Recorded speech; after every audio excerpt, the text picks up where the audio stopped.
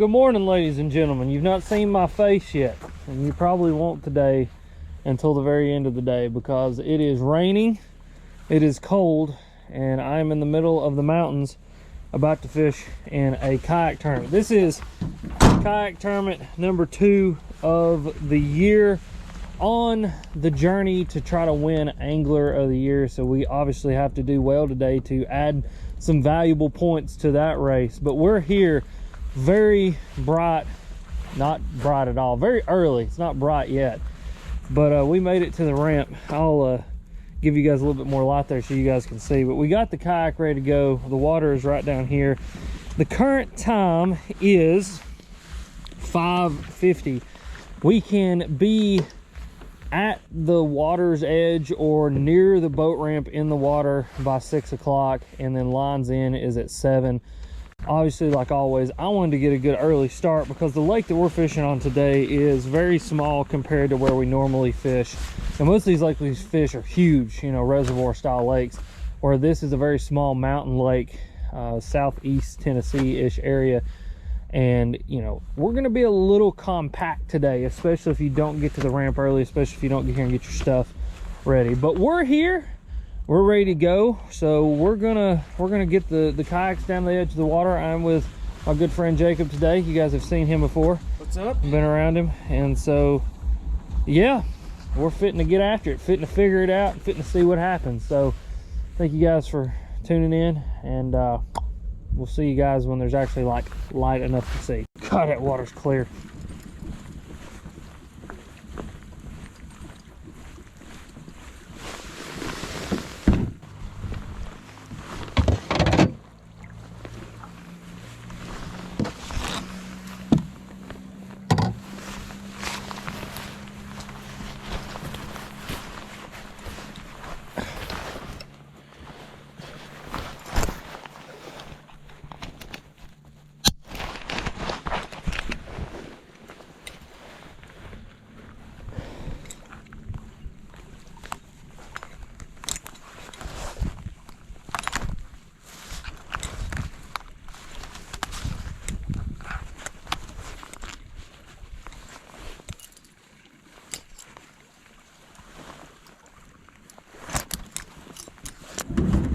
I'm just gonna sit right here on the ramp.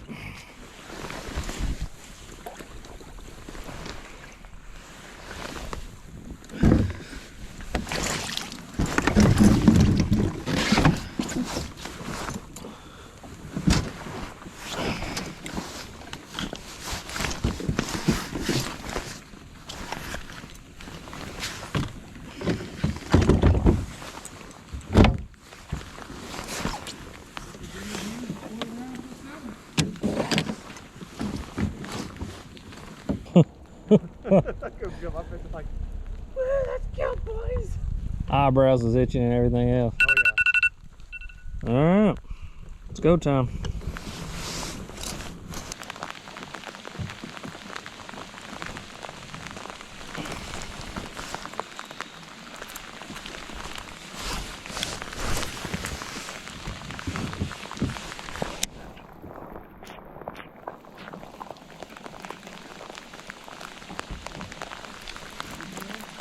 No, you caught anything?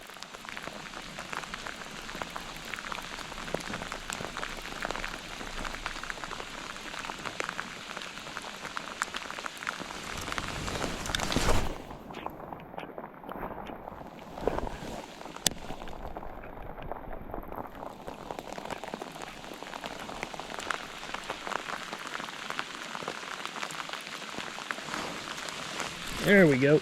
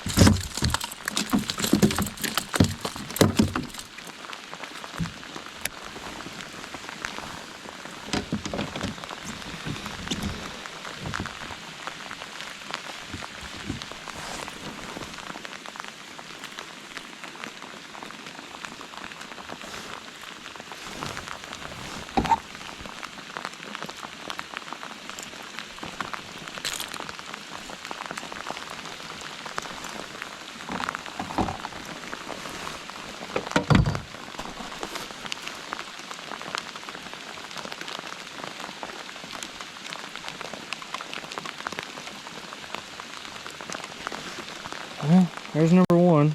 Cold little smallmouth. Not big enough though.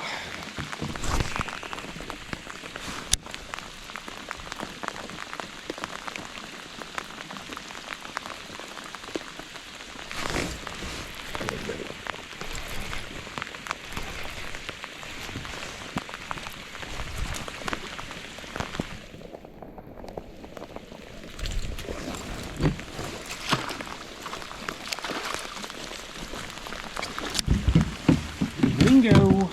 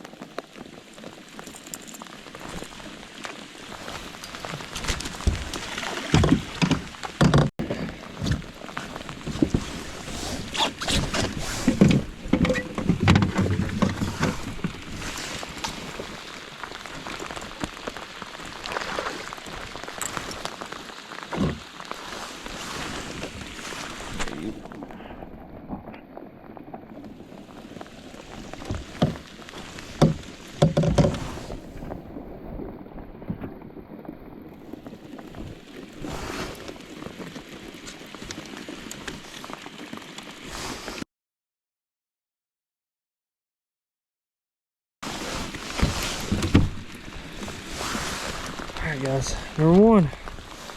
Woo! 14 incher. Not a bad way to start.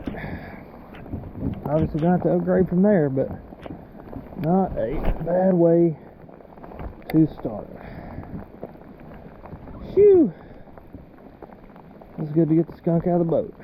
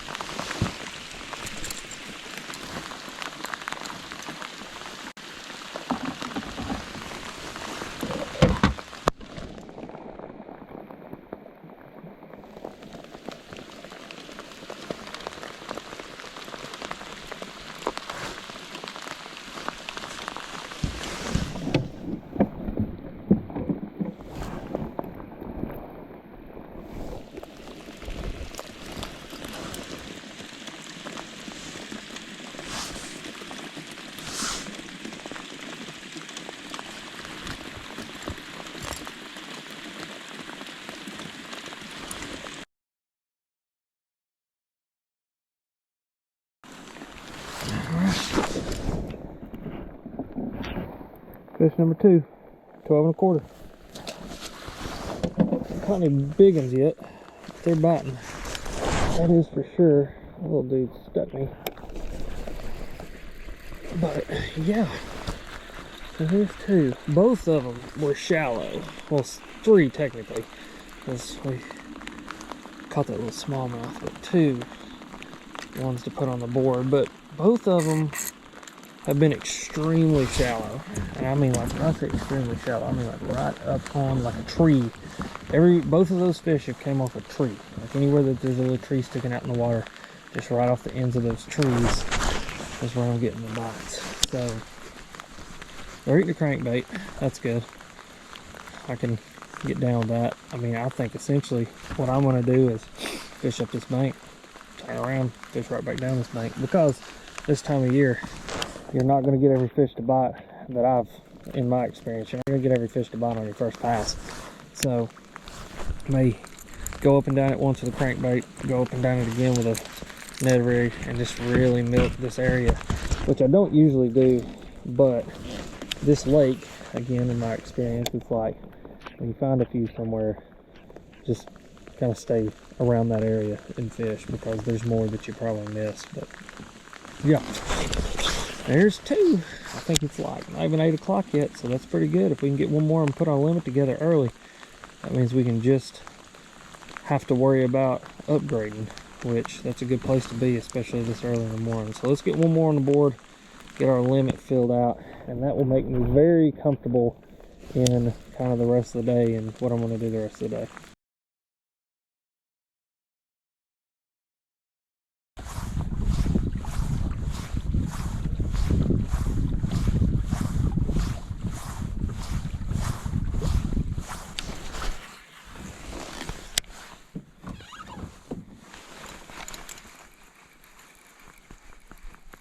Well, it finally stopped raining. I better knock on wood or something, because as soon as I say that, it's going to start raining again. But it's not raining right now. And finally, the wind is starting to blow just a little bit, which I think is going to help us a whole lot. That rain was essentially a front.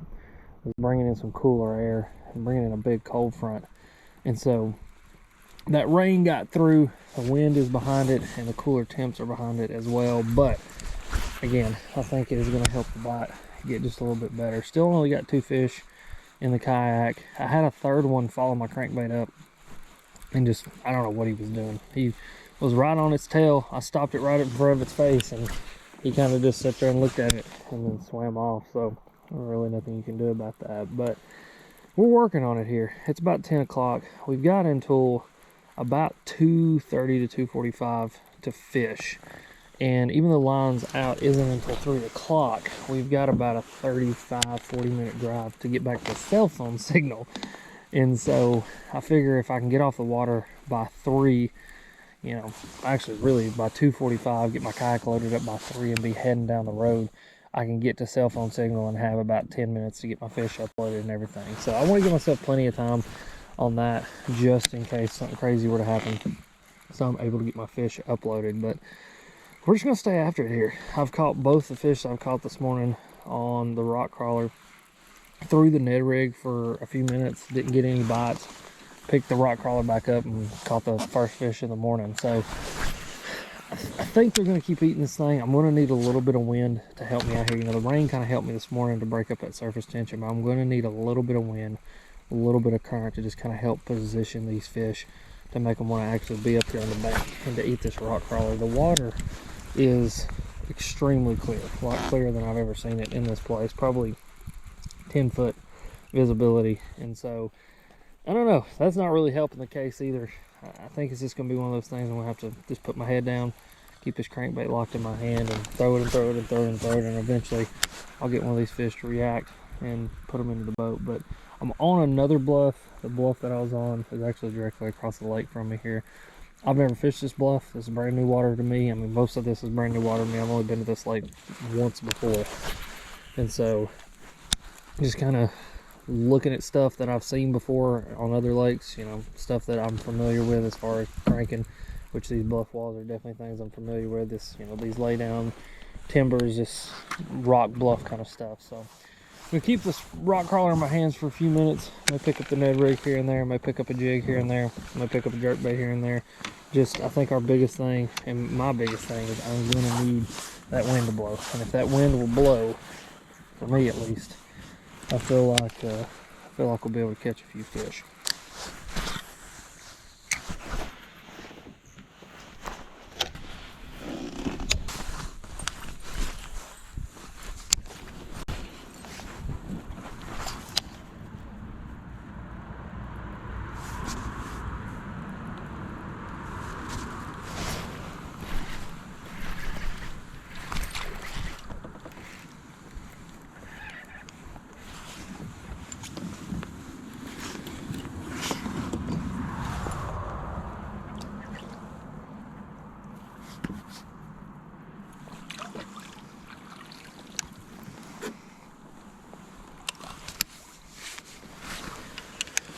Well, how did I know? How did I know? I'm on the, oh my word, skin hooked. Little chunkaroo.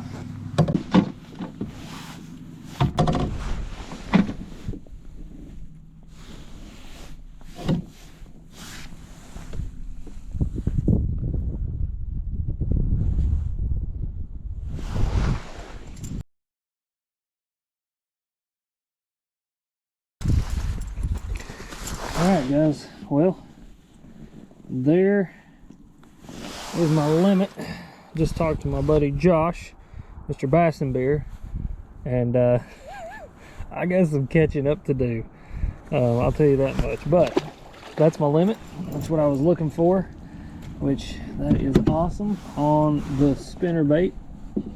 Caught a lot of fish on this lake on the spinnerbait, so I picked the old spinnerbait up, started down the riprap, and a little something came together just there. Whew, I tell you what, boys and girls, you know, it's really hard to show this in a video, but today is flying by, like completely flying by. It is already 11:37. I literally felt like I just got here this morning. The day is just absolutely flown by, but we just limited out, got our limit. We're gonna have to upgrade a heck of a lot to do well today. I got a feeling. Just talked to my buddy Josh, Mr. Bassenbeer. You guys probably watch him or have seen him, and if you've not, you need to go check out his channel. But he rolled over and was talking to me for a minute, said that he's got a 19, an 18, and a 16. And so that little limit that I got is not going to beat that. That is for certain. But that being said, I have no idea what everybody else has. I mean, hell, that could get me in second for all I know. But we're just going to keep on fishing here. I mean, it's one of those deals that seems kind of like this morning, for me at least, that it's just a bite every now and again, very sporadic. You know, I thought I had a little bit of a pattern worked out this morning with the rock crawler, you know, on the ends of those trees, and it just died. It died when the rain stopped. You know, I'm kind of glad that the rain stopped, but then all at the same time, when the rain stopped, I quit getting those bites. So now I picked up the spinnerbait. We're going to keep it in our hands for a little while. The reason that fish bit was the wind. The wind was blowing, and now the wind has stopped blowing. That's another thing it's kind of doing. It's the way that this lake sets up, and for you guys that know where this lake's at, it's essentially up in the mountains, and so this wind gets down in here and it swirls, and so wind can be blowing in one direction 1 second, another direction another second, and so it's one of those things that you just kind of are at the mercy of whether the wind is going to decide to kick up in your favor or not. And right now it kicked up in my favor for a few minutes, and now it's just quit blowing again. But let's keep the spinnerbait in our hands though. Like I said, I've caught a lot of fish on this lake on a spinnerbait, and like a lot of fish on this lake on a spinnerbait this time of year. So we're gonna keep it in our hands. We're gonna see if we can catch some on it, and I'll be honest, let's hope I don't lose this one, because I forgot to grab my spinnerbait box this morning. So I have one spinnerbait to throw, and if this one disappears, then I'm up shit creek without a paddle.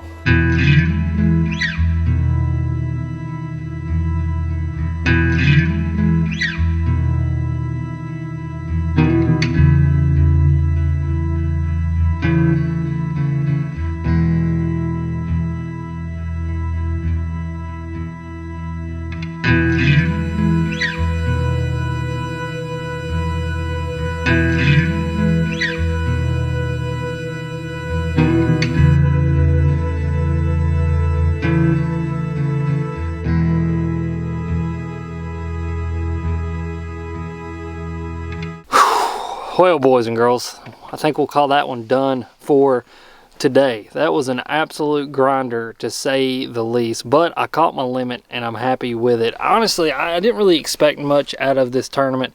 I just wanted to come up here. I wanted to catch a limit. I wanted to do fairly well, which I feel like I have. I'm not really sure. I talked to Josh in the middle of the day, and he said he had a 19, an 18, and a 15. So, I mean, if everybody else's limits are anything like his, I've done terribly. But that being said, it was tough, and I talked to a few other people today that didn't catch a limit, and poor Jacob back there never even got a bite. Or he got a bite, but got a few bites, but never put one in the kayak. So I don't know. We'll just have to see. We're about to go to check in here in just a minute. Me and Jacobs actually got off the water like 15 minutes early because we've got a heck of a drive in front of us. And so we've got like 35 minutes until we hit the cell phone signal, and then we've got to upload our fish, and we've probably got like another 20 minutes to the actual check-in spot.